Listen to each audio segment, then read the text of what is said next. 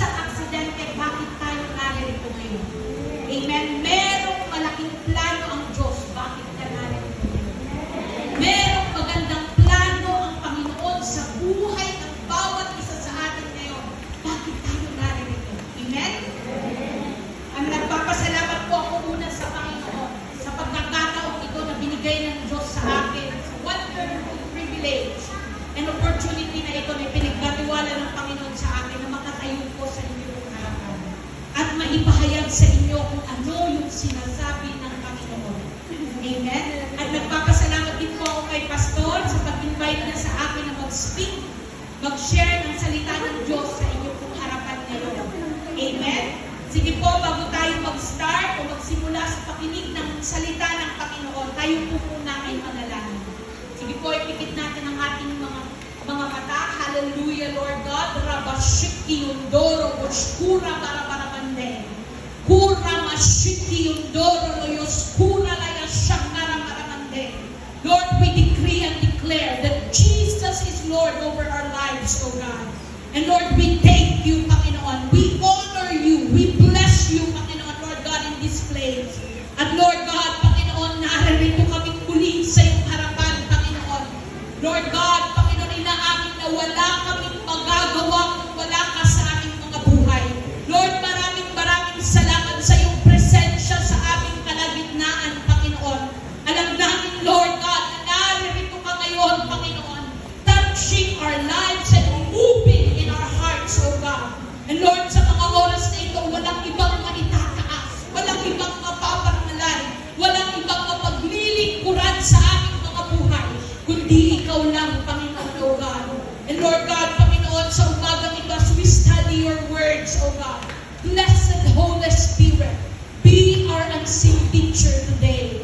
And Lord God, Panginoon, gawin mo kaming matabang lupa, Panginoon, ang bawat seed, ang bawat butil na ihahasik ko sa aming mga puso. Ito lahat ay lumaki, lumago at magkaroon ng maraming bunga, Panginoon. And Lord, I pray, O God, anoint your words, Lord God. Let your word be a rema word, a living word na merong malaking magagawa sa buhay ng bawat isa sa amin. Lord, open our hearts today. Open our mind, O God. Open our spiritual eyes, even our spiritual ears, that we could hear and see you today, Lord God. Lord, be glorified and be magnified upon this place, Panginoon, O God. And let this place be an open heaven, Lord God, that will ascend and descend, Panginoon, your angels with the gifts, Lord, that comes from you, Panginoon. Thank you for your anointing power, O God, that will be made manifested and flow upon this place, Lord God. We honor you, Lord, and we bless you, Panginoon. We give you back all the glory, all the praises, and all the adoration, God, that belongs to your name alone. In Jesus' name we pray. Amen. Amen. Palapakan po natin ang ating Panginoon. Amen. Tunay na napakabuti ng Diyos sa buhay ng bawat isa sa atin. Amen. Kalabitin mo nga yung katabi mo, sabihin mo, hindi aksidente, bakit naririto ka ngayon? Amen. Hindi isang aksidente, bakit ka naririto ngayon, nakaupo at nakikinig ng salita ng Diyos. Dinala ka ng Panginoon dito ngayon kasi gusto ng Lord na sabihin sa iyo na mahal na mahal ka. Gusto ng Panginoon na sabihin sa iyo, kasama mo siya, nandyan siya lalo para sa iyo. Amen? So, ngayong umaga po ito, i-open natin ang ating mga puso, pakinggan natin anong gustong sabihin ng Panginoon. Amen? Sino dito? Sino po dito ang naniniwala na tayo po ay nasa last days na? Amen. Na tayo po ay nasa huling panahon na at inaantay na lang natin na tayo ay pagbuksan ng ating Panginoon para tayo ay kunin niya. At ayaw po natin at sa gusto natin, nandito na po tayo sa huling araw. Amen? Kung titignan po natin, unti-unti nang napupulfill ang salita ng Panginoon. Amen? Sa Bible, marami na po tayong mga naririnig ng mga earthquakes, diba? Mga wars, at iba-ibang klase ng mga nangyayari sa buong mundo. Ito po ang sign na malapit nang dumating ang Panginoon. Amen? Ito na po ang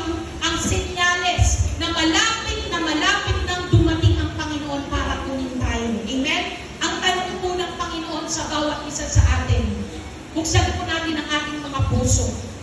Kapag dumating ba ang Panginoon ngayon, sigurado ka ba na ikaw ay makakasama sa muling pagbabalik ng Panginoon? At kung ikaw, kukunin na ng Panginoon ngayon, sigurado ka ba na sa langit ka pupunta? Sigurado po ba tayo na kapag nandyan na ang Panginoon para kunin tayo, o kunin na ng Panginoon ang buhay natin sa oras na ito, sigurado ka bang na sa langit ka pupunta?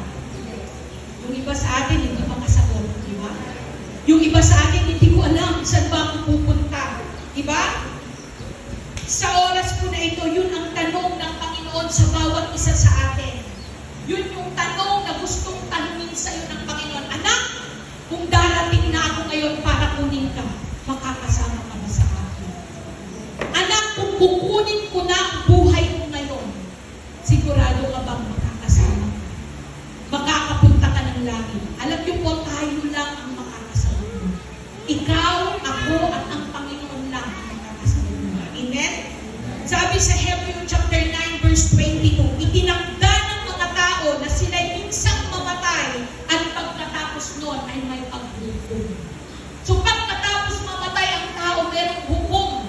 Haharap siya sa paghuhukom. Hindi po tayo forever sa lugar na ito. Hindi po tayo pananatili magpakailanman dito sa mundong ito. Tayo lang po ay traveler sa mundong ito. Alam niyo po, gustong iparating ng Panginoon sa atin ngayon na merong dalawang pupuntahan ng tao pagkatapos nilang mamatay. Number 1 po, yung impyerno or hell na tinatawag. Sa impyerno po, sabi dito, a place laid for Satan and his angels. Sabi po yun sa Matthew 25 verse 41, na ginawa po ang impyerno para lang yun kay Satanas at sa kanyang mga kampon. Pero bakit mayroong mga taong naroroon? Kasi kung binigyan tayo ng Panginoon ng freedom of choice, tayo po ang mamimili.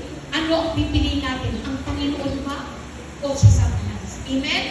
At ang place daw po ng impyerno ay ginawa para sa mga matatakutin, para sa mga hindi naniniwala sa Diyos, mga gumagawa ng mga karungal-dungal na gawain, mga mamamatay tao, mga mapakiapid, mga mangkukulang, mga sumasamba sa Diyos-Diyosan. Yung pong sinasabi dito na sumasamba sa Diyos-Diyosan, hindi lang po yung sumasamba sa mga rebulto, kundi kung meron mang masigit mong minahal higit sa Panginoon, yun po ay gusto. Kung meron mang masigit sa'yo, mas mahalaga sa'yo, siguro anak mo yun, pamilya mo yun, trabaho mo yun, o ano pa man yun, pwedeng ministry yun, na mas higit mong minahal sa Panginoon, pwedeng yun ay magiging Diyos-Diyosan mo. Amen? At sinabi pa doon, para yung place na yun, yung impyerno, para daw yun sa mga sinungaling. Wala pong sinungaling sa langit. Amen?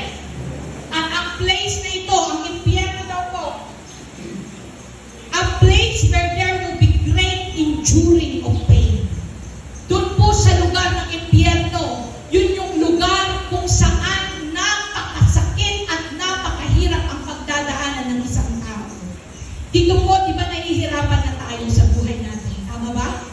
Dito po, meron na tayong mga sitwasyon na pinagdadaanan sa buhay natin na nahihirapan na tayo. Mas higit pa dun sa impyerno po.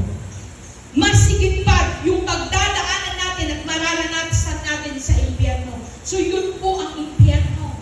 At sinabi pa po, a place of unquenchable fire. Ito yung word at saka unquenchable fire. Yun daw pong uod, hindi daw namamatay. Yung apoy, hindi namamatay sa lugar na yun. Na kahit gusto mong umalis doon, kapag ikaw ay napunta doon, hindi ka na makakaalis doon. Amen? And a place, yun daw yung lugar kung saan grabe yung pag-iyak ng mga tao at sobrang sakit yung mararanasan at mararamdaman ng tao. Yun ang sinabi sa Matthew 25 verse 30. And a place where you will regret your life here on earth. Ang impyerno daw yung lugar kung saan pagsisisihan ko, bakit naging ganun yung buhay ko sa mundong ito? Bakit ko ginawa yun? Bakit yun ang naging desisyon ko? Amen? So yun po ang impyerno. Ngayon, pag-aaralan po natin, what is heaven? Ano naman yung langit? Ang langit po is a place where there will be white but no more pain, grief, and death. Yung daw pong lugar na yun, wala nang anumang sakit, wala nang anumang hirap, wala nang anumang kalungkutan at kamatayan. Yun po ang sinabi ng Panginoon sa Revelation 21 verse 4. Amen? At sinabi po doon, a place where there will be no sin or any defiled things. Sa langit po, walang anumang kasalanan ka doon na makikita. Puro pure at malinis doon sa langit. Amen? At sinabi po doon, a place where God will be with us forever. Diba, kapag tayo ay lumalapit sa Panginoon, nararanasan natin ang presensya ng Diyos. Iba yung joy na nararamdaman natin. How much more kung tayo ay makapunta doon sa langit at makasama natin forever ang Panginoon. Amen? So yun po ang langit. Alam niyo po, totoo ang langit at impyerno. Hindi po yun kasinungalingan. Kasi kung hindi po yun totoo, wala na sanang namamatay na yun. Diba?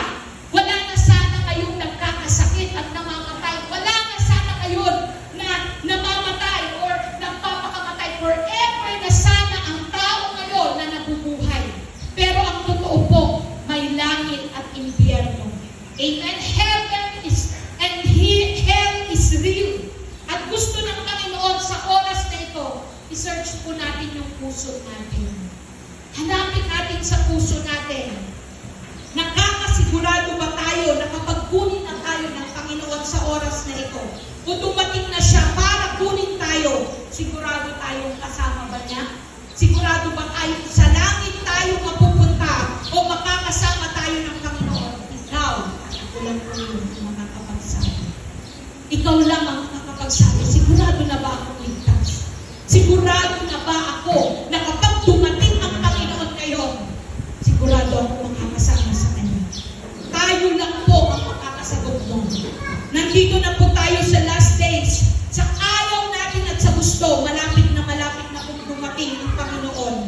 Para kunin niya tayo, kunting panahon na lang ang ilalagi natin sa lugar po na ito, sa lupa na ito. At tayo po ang mamimili. Tayo po ang magdidesisyon saan tayo pupunta. Sa langit ba o sa impyerno ba? Hindi natin pwedeng sabihin, ang pastor, sasabit na lang ako kay pastor kapag dumating yung panahon na yon. O kaya sasabit na lang ako kay sister kapag dumating yung panahon na yon na kukunin na kami ng Panginoon. Hindi po. Hindi po natin yun pwedeng gawin. Amen? Lagi po natin tatandaan, kanya-kanya ang kaligtasan. Hindi natin pwedeng isisi sa ibang tao kung anong mangyayari sa atin o kung saan tayo pupunta. Dahil yun po ay sarili nating desisyon. Hindi tayo kayang iligtas ng pastor natin o kahit na sino man na tao na nasa mundong ito. Amen? Kundi kailangan pong magdesisyon tayo na piliin ang Panginoon at siya ang totaling paghariin sa buhay natin para tayo ay siguradong maligtas at siguradong makapunta din sa langit. Amen? So kailangan pagdesisyonan po natin yon. Lagi natin naririnig na nasa huli ang pagsisisi. Di ba? Yung mga nasa impyerno ngayon, sising-sisi sila. Sa buhay nila, bakit hindi sila sumunod sa Diyos? Alam niyo po, habang may buhay pa tayo, may pag-asa pa tayo. Nandito ka ngayon kasi gusto ng Panginoon, magdesisyon ka. Gusto ng Lord, piliin mo siya para magkaroon ka ng buhay na walang hanggan. Amen? Narito tayo ngayon kasi gusto ng Panginoon na ipaalam sa iyo, anak, kailangan mo nang magdesisyon. Anak, kailangan mo nang mamili. Ako ba ang pipiliin mo? O ang mundong ito? O si Satanas? Kayo lang po ang makakasagot mo. Amen? Lagi niyo pong tatandaan, hindi po tayo forever sa mundong ito. Kasi po yung iba, ang mindset hanggang dito lang ang buhay. Pagkatapos mamatay, wala na. Hindi po. Pagkatapos nating mamatay, pansamantala lang tayo dito. Yun na yung forever kung saan tayo mapupunta. Kung sa langit ka, forever ka na dun sa langit. Kung sa impyerno ka, forever ka na dun sa impyerno. Hindi na pwedeng 1 year ka lang sa langit, 1 year ka dun sa impyerno, hindi po. Kasi po, alam niyo kung bakit ganun na lang yun? Kasi ang Panginoon po, seryoso siya. Nung time na ibinigay niya ang buhay niya sa krus ng Kalbaryo, nung time na tinanggap niya lahat ng latay, lahat ng sakit, lahat ng curse, para lang sa iyo at para sa akin, seryoso ang Panginoon. Kasi gusto ka niyang maligtas. Gusto niya akong maligtas. Gusto niya tayong lahat na maligtas. Amen? Yun ang gusto ng Panginoon. Kaya gusto ng Lord na magdesisyon ka ngayon. Gusto ng Panginoon na tanggapin mo siya ng totohanan bilang Diyos at sariling tagapagligtas ng buhay mo. Gusto ng Panginoon ibigay sa iyo ang buhay na walang hanggan, pero hindi ka kayang pilitin ng Panginoon. Kailangan ikaw mismo magdesisyon ka, tanggapin siya bilang Diyos at sariling tagapagligtas ng buhay mo. Amen? Wala pong sakang na napunta sa langit. Wala pong sa 50% sa Panginoon, 50% kay Satanas siya. Wala pong ganun. Ngayon po, kailangan natin magdesisyon. Kung gusto mo sa Panginoon, kailangan 100% ibigay mo ang buhay mo sa Diyos. Pero kung gusto mo kay Satanas, kailangan 100% din kay Satanas ka. Wala pong hap-hap na napunta doon sa langit. At hap-hap na napunta doon sa impyerno. Kung hap-hap ka, sigurado yung impyerno na pupuntahan mo. Amen? Seryoso po ang Panginoon. Seryoso ang Diyos sa buhay ko. Sa buhay ko na gusto ng Lord makasama ka niya sa langit. Kasi mahal na mahal ka niya. Kasi binigay niya yung buhay ko sa iyo at sa akin. Binigay ng Panginoon yung buhay niya sa iyo. Kasi ayaw ka niyang mapahama. Ayaw ka niyang masaktan. Ayaw ka niyang mapunta ng impyerno. Kaya gusto ng Lord sa oras na ito, buksan mo yung puso mo sa Panginoon. Makamtan mo man lahat ng kayamanan sa mundo ito. Kung walang Panginoon sa buhay mo, magiging useless ang buhay mo. Naniniwala akong bawat isa sa atin mahalaga sa harapan ng Panginoon ngayon. Napaka-special nyo sa harapan ng Diyos kasi gusto ng Panginoon mag-desisyon ka ngayon. Gusto ng Panginoon ibigay mo ng totoo ang buhay mo sa Kanya. Amen? Sa oras po ito, basahin natin sa Deuteronomy 30 verse 19 to 20. Alam niyo po, ang ganda ng word na ito. Sabi po dito, English yung babasahin ko. Sabi dito, today, I have given you the choice between life and death, between blessing and curses. I call on heaven and earth to witness to the choice you make. Oh, that you will choose life, that you and your descendants might live. Choose to love the Lord your God and to obey Him and commit yourself to Him, for He is your life. Then you will live long in the land the Lord swore to give your ancestor, Abraham, Isaac, and Jacob. Alam niyo po, habang ako ay nagsisik sa Panginoon, tinanong ko ang Lord, Lord, ano gusto mong sabihin ko sa mga anak mo? Lord, ano gusto mong iparating at gusto mong sabihin sa kanila? Sinabi ng Panginoon, anak, nandito ako ngayon. Nandito ako ngayon sa harapan ng bawat isa. Imagine niyo po, nandyan ang Panginoon sa harapan ng bawat isa sa inyo. At naka-spread yung kamay ng Panginoon. At sinasabi ng Lord, and now, anak, choose life or death. What do you want? Sabi ng Panginoon.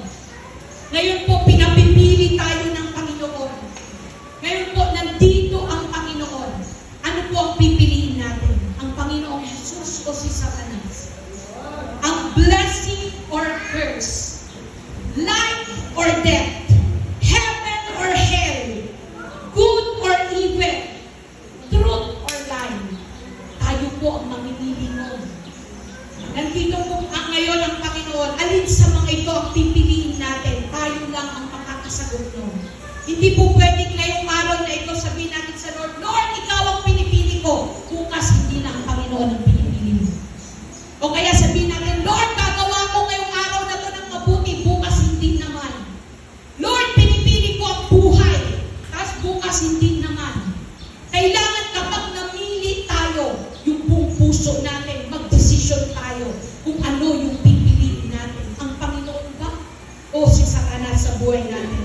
Lahat tayo kapag tatanungin, di ba, sasabihin natin, anong pipiliin Si Jesus or si Satan? Sasabihin mo, oh, siyempre si Jesus ang pipiliin ko. Wala pong magsasabi na tao na pipiliin niya si Satanas. Tama po? Di ba kapag tinanong mo ang isa, anong gusto mo? Buhay o kamatayan? Sasabihin ng lahat ng tao, gusto kong mabuhay. Buhay ang pipiliin ko. Di ba? Kapag tinanong mo, blessing or curse? Sasabihin, ay, siyempre gusto kong mapagpala at ayokong masumpa. Di ba? Kapag tatanungin natin ang bawat tao, tatanungin natin sila, langit ba or impyerno ang gusto mong puntahan? Lahat ng tao magsasabi, gusto niya sa langit pupunta. Di ba? Lahat ng tao magsasabi, ang Panginoong Jesus ang pipiliin niya, ang good ang pipiliin niya, ang blessing ang pipiliin niya, ang buhay ang pipiliin niya. Amen? Wala pong may gusto na kay Satanas siya o may gusto na ma-curse siya. Di ba?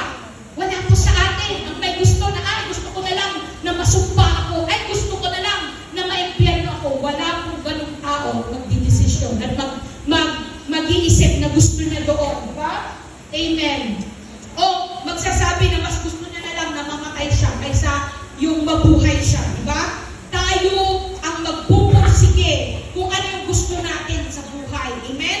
Kung ano yung gusto natin na matanggap sa buhay natin. Lahat ng tao gusto nila ng mabubuting bagay na mangyayari sa kanila. Pero ayaw nilang magdesisyon. Kailangan po natin mamili o magdesisyon para matanggap natin kung ano ang nararapat na para sa atin. At sa pagpili natin at pagdesisyon natin, panindigan natin. Amen? Na yun, tayuan natin yun na maigi para ano pa man ang mangyari, sure tayo na magtatagumpay tayo. Amen? Gusto ng Lord, siya ang piliin natin. Dahil kapag siya ang pinili natin, life will flow upon us. Blessing will flow upon us. Salvation will flow upon us. And good things will flow sa buhay natin. Amen? Kaya nga niya binigay yung buhay niya kasi gusto ng Lord pagpalain niya tayo.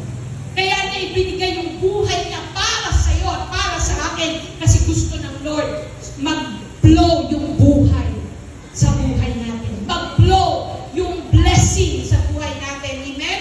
Gusto ng Lord every day of our lives. Piliin natin siya sa buhay natin. Siya ang paghariin natin sa buhay natin. Siya ang masunod sa buhay natin. Amen? God wants to have a personal relationship with us. Gusto ng Lord makipagrelasyon sa iyo at sa akin. Gusto ng Panginoon maging ama natin siya. Kaibigan, kasangga, kapatid. Gusto ng Lord yun. Amen? Mangyayari lang yun if we allow the Lord na siya ang maghari ng totohanan sa buhay natin. Amen? Sabi po sa Matthew chapter 7 verse 21 to 23. Sabi po dito, hindi lahat ng tumatawag sa akin, Panginoon, Panginoon, ay papasok sa kaharian ng langit. Kundi, ang mga tao lamang na sumusunod sa kalooban ng aking Ama na nasa langit. Sa araw ng paghuhukom, marami ang magsasabi sa akin, Panginoon, hindi po ba kami ay nagpahayag ng mensahe mula sa Diyos, nagpalayas ng mga demonyo at gumawa ng mga himala sa iyong pangalan? Ngunit sasabihin ko sa kanila, hindi ko kayo nakikilala. Lumayo kayo sa akin, kayong gumagawa ng kasamaan. Ito po ang pinakamasakit na pwedeng mangyari sa atin. Na pag dumating na yung time na tayo ay i-judge na ng Panginoon, akala natin sa langit tayo pupunta. Akala natin doon na tayo pupunta. Yung pala sa pag-judge ng Lord sa atin, hindi pala tayo makakapasok sa kaharian ng Panginoon. Hindi natin pwedeng sabihin, ay, nagsisimba naman ako, makakapunta na siguro ako sa langit. Ay, nagpapaawit naman ako, siguro sa langit na ako makakapunta. O kaya sasabihin, ay, nagsishare naman ako ng Word of God, siguro sa langit na ako mapupunta. Hindi po yun ang basihan ng Panginoon. Ang basihan po ng Panginoon, hindi po reliyon ang makakapagligtas sa atin, kundi ang pakikipagrelasyon natin sa Diyos. At yun ang gusto niyang ma-establish sa iyo at sa akin. Na magkaroon tayo ng personal at intimate relationship sa Kanya. Ngayon po, what is God's will and purpose in our lives? Ano yung purpose ng Panginoon? Ano yung will ng Lord para sa iyo at para sa akin? Number one, na maibigay natin ng totoo ang buhay natin sa Panginoon. Na siya ang paghariin natin sa buhay natin. Na siya magkaroon tayo ng personal at intimate relationship sa Diyos. Kapatid, kumusta naman ang pakikipagrelasyon mo sa Panginoon? Kumusta ka naman sa Panginoon? Tanungin niyo yung sarili niyo, kumusta naman ako sa paglilingkod ko sa Lord? Kumusta naman ako? Kumusta naman yung pag-pray mo sa Panginoon? Kumusta yung pagbabasa mo ng salita ng Diyos? Kumusta yung pag-worship mo sa Panginoon? Meron pa ba tayong time sa Lord o puro wala na lang tayong time sa Kanya? Puro na lang tayong work. Puro na lang tayong trabaho. Hindi po yun masama. O kaya puro na lang tayo nagsiselfone, nanonood sa YouTube, o nanonood sa Netflix, naglalaro ng mga games, o kaya nagpi-Facebook, kung saan-saan tayo nagbababa. Alam niyo po ang sinabi doon, kung ano yung lagi nating ginagawa at pinagbababara natin ng panahon, yun ang magiging kaparehas natin. At yun ang magsasabi saan ka papupunta. Amen? Lagi nating ginagawa yun. Ang magsasabi sa atin, saan tayo pupunta, sa langit ba o sa impyerno ba? Paano natin yun masasabi na mahal natin ang Panginoon o ang isang tao kapag naglaan tayo ng oras sa Kanya? Kapag kinausap natin siya, nakipag-usap tayo sa Kanya, nakipag-fellowship tayo sa Kanya, doon natin mapaparamdam sa tao na yun, mahal natin siya. Ganon din sa Panginoon. Gusto ng Lord, kapatid, bigyan mo siya ng oras. Gusto ng Panginoon, mga nanay, mga tatay, na siya unahin natin sa buhay natin. Amen? Na siya ang unahin natin. Bakit sinasabi ng Lord, unahin natin siya sa buhay natin? Kasi gusto ng Lord ibuhos ang pagpapala sa atin. Gusto ng Panginoon maranasan natin ang kapayapaan, ang kagalakan, ang pag-ibig na nagmumula sa Diyos at mag-overflow sa buhay natin ng pagpapala. Pero bakit hindi natin yun natatanggap? Bakit hindi yun ang nag-flow sa buhay natin? Kasi hindi siya inuuna natin. Napakaliwanag po ang Matthew chapter 6 verse 33. But seek ye first the kingdom of God and His righteousness, and all these things shall be added unto you. Amen? Iba po sa mga magulang. Lahat po yata dito mga magulang. Ako lang po yata or may iba na single dyan. Diba? Sino po dito ang mga nanay at mga tatay? Iba po ang mga nanay at mga tatay. Wala silang ibang desire para sa kanilang mga anak, kundi matanggap nila yung pinaka-the best na dapat na matanggap ng anak nila. Nagagawin nila lahat para lang maibigay sa anak nila yung pinaka-the best na dapat nilang ibigay sa anak nila. Diba ganun po ang mga magulang? Tama po ba? Lahat ng mga magulang iniisip nila yung the best para sa anak nila. How much more ang Diyos na nagbigay ng buhay niya para sa iyo at para sa amin. Iniisip ng Panginoon yung the best para sa iyo. Iniisip ng Diyos yung the best para sa iyo at para sa akin. At matatanggap lang natin yon kung ibibigay natin ng totoo at buo ang buhay natin sa Diyos. Amen? And number 2, na makita ang Lord sa buhay natin. Kung makita ang fruit of the Holy Spirit sa buhay natin para ma-manifest natin ang character ng Panginoon sa buhay natin. Ang mga tao po, hindi yan sila nagbabasa ng Bible. Lalo na yung mga taong hindi pa nakakilala sa Panginoon. Amen? Ang tinitignan po nila tayo na nagsasabi ng mga Kristiyano at mga anak ng Panginoon, tinitignan po nila yung ugali natin. Alam niyo po, nakatutok sila sa atin kung meron na bang pagbabago sa buhay natin. Kung nakikita na ba ang Panginoon sa buhay mo at sa buhay ko. Amen? Kaya po napakahalaga na mamatay tayo sa laman para ang Panginoon ang mabuhay sa atin. Huwag po natin pagbigyan ng anumang pita ng laman o anumang gusto ng laman dahil lahat po ng gusto ng laman, ang lahat ng ito ay taliwas sa kalooban ng Panginoon sa buhay natin. Gusto ng Lord, piliin natin lagi ang gumawa ng mabuti dahil sa paggawa natin ng mabuti, ang Lord ang magre-reward sa atin. Sabi po sa Galatians chapter 2 verse 19 to 21, hindi maikakaila ang mga hilig ng laman, pakikiapid, kahalayan at kalas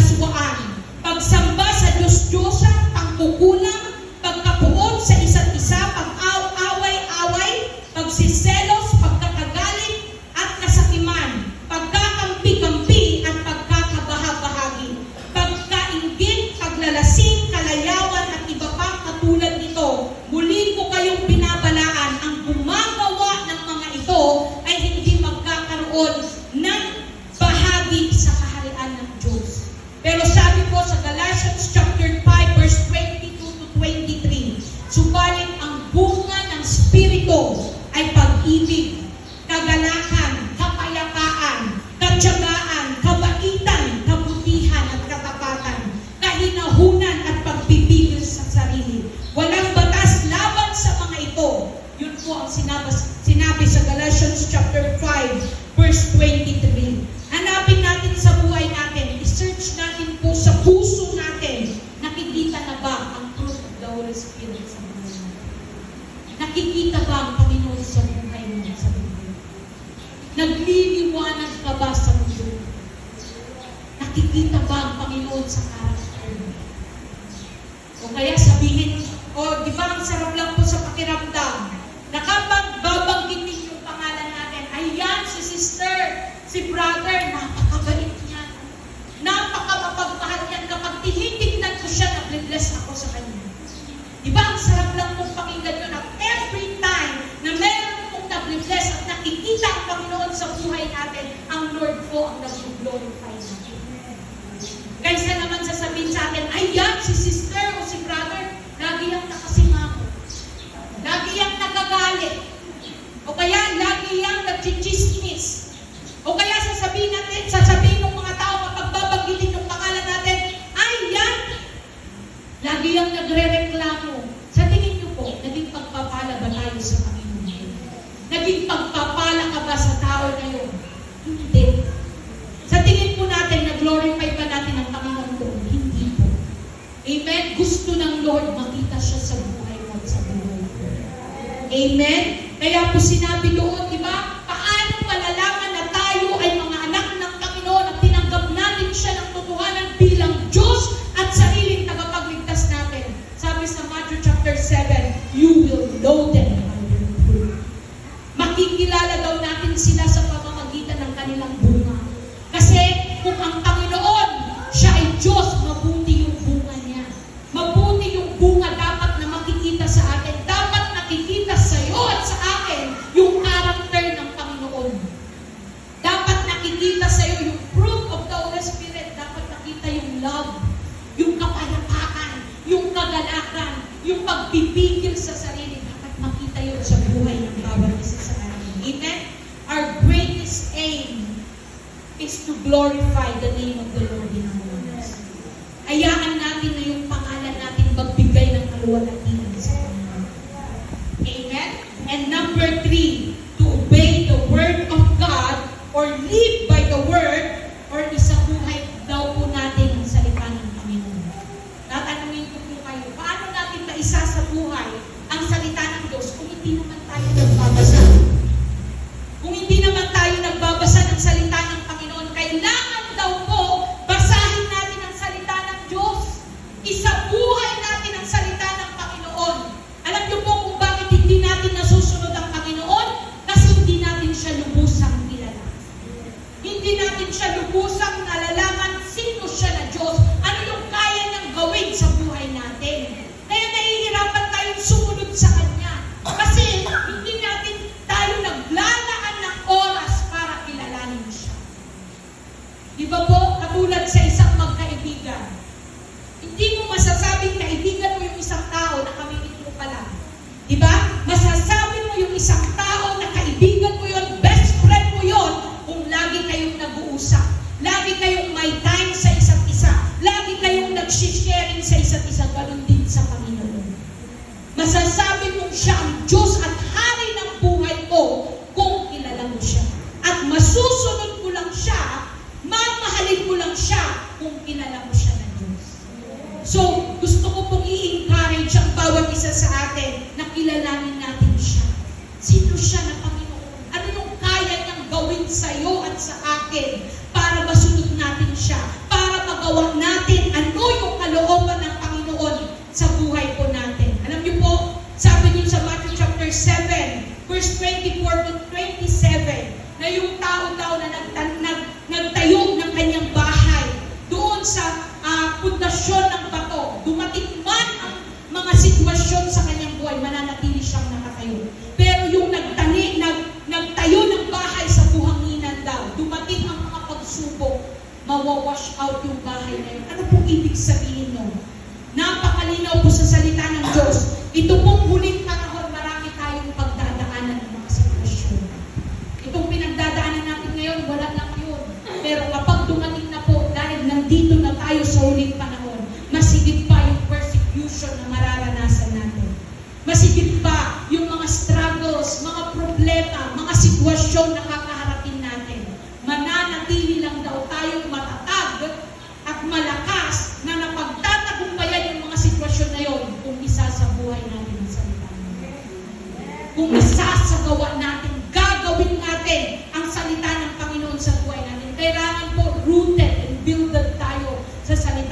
Diyos. Kaya ini-encourage ko po ang bawat isa sa atin na maglaan po kayo ng oras na kilalanin ang Panginoon.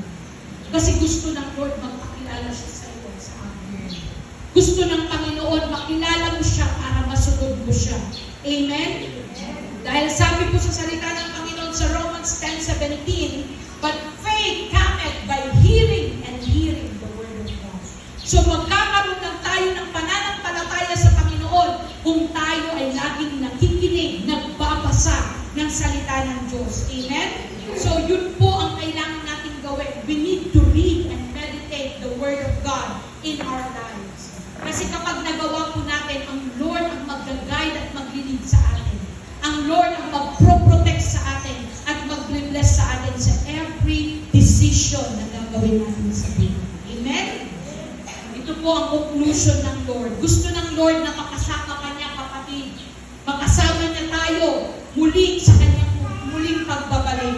Gusto ng Lord magtagumpay tayo sa lahat ng ating mga sitwasyon na pinagdadaanan at mag-flow sa atin yung buhay ng Panginoon. Mag-flow sa atin yung mga pagpapala ng Panginoon at matanggap natin lahat ng mabubuting bagay na inilalaan ng Panginoon sa atin. Ang kailangan lang piliin mo siya. Ang kailangan lang piliin mo siya sa buhay mo. Amen? Ang tao kung saan-saan pumupunta, kung kanin-kanino lumalapit para makahingi ng tulong. Pero ang tao po, limitado lang ang nagagawa. Pero kapag tayo ay lumapit sa Diyos, at siya ang pinili natin, yung buhay. Diba kung ano-anong iniinom natin para lang tayo mabuhay. Para magkaroon tayo ng mahabang buhay, matatanggap lang natin ang mahabang buhay sa Panginoon. Matatanggap lang natin ang pagpapala na inaantay natin, na inaasam natin kapag siya ang pinili natin. Alam niyo po, kapag ang Panginoon ang pinili natin, hindi tayo talo. Ina-assure ko kayo dyan. Kapag ang Diyos ang pinili mo sa buhay mo, hindi ka kahit kailan matatalo. Alam niyo po, 16 years ago, nagdesisyon ako na sumunod sa Panginoon. Nagdesisyon ako na piliin ang Panginoon sa buhay. Hindi mo yung ganun kadali. Pero dahil ang Panginoon ang pinili ko, nakita ko ang Lord kung paano siya kumilos. Nakita ko ang Panginoon kung paano siya nag-move sa pamilya ko, kung paano siya kumilos sa buhay ko, na ngayon narito po ako ngayon sa inyong harapan, nakatayo, na itinataas ang pangalan ng Panginoon dahil po sa pagpili ko sa Panginoon. Gusto po ng Lord, piliin ko din siya. Amen? Inanayaan ko po in worship.